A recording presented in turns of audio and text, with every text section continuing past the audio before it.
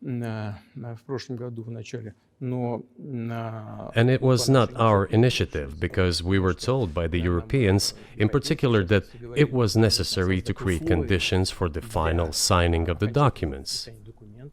My counterparts in France and Germany said, Германия говорили, ну как ты себе представляешь, как они будут подписывать? how can you imagine them signing a treaty with a gun to their heads? The troops should be pulled back from Kiev. I said, all right. We withdrew the troops from Kiev. Извините, от Киева. As soon as we pulled back our troops from Kiev, our Ukrainian negotiators immediately threw all our agreements reached in Istanbul into the bin Договоренности, достигнутые в Стамбуле. and got prepared for a long-standing armed confrontation with the help of the United States and its satellites in Europe. Вот. That is how the situation has developed, and that is how it looks now. Да. But what is, pardon my ignorance, what is denazification? What would that mean? What is, Да, вот я как раз хочу сейчас об этом сказать. Это очень важный вопрос. Денацификация. That is what I want to talk about right now. It is a very important issue.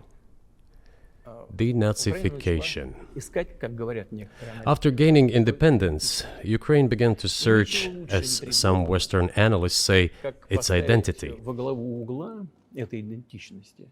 And it came up with nothing better than to build this identity upon some false heroes who collaborated with Hitler. Которые сотрудничали с Гитлером. Я уже говорил, что I have already said that in the early 19th century, when the theorists of independence and sovereignty of Ukraine appeared, they assumed that an independent Ukraine should have very good relations with Russia. Но в силу исторического развития But due to the historical development, those territories were part of the Polish-Lithuanian Commonwealth. Poland, where Ukrainians were persecuted and treated quite brutally, as well as were subject to cruel behavior. идентичность и вели себя очень жестоко. Это все осталось в памяти. There were also attempts to destroy their identity. Когда началась Вторая мировая война, часть этой All this remained in the memory of the people. When World War II broke out, part of this extremely nationalist elite collaborated with Hitler, believing that he would bring them freedom.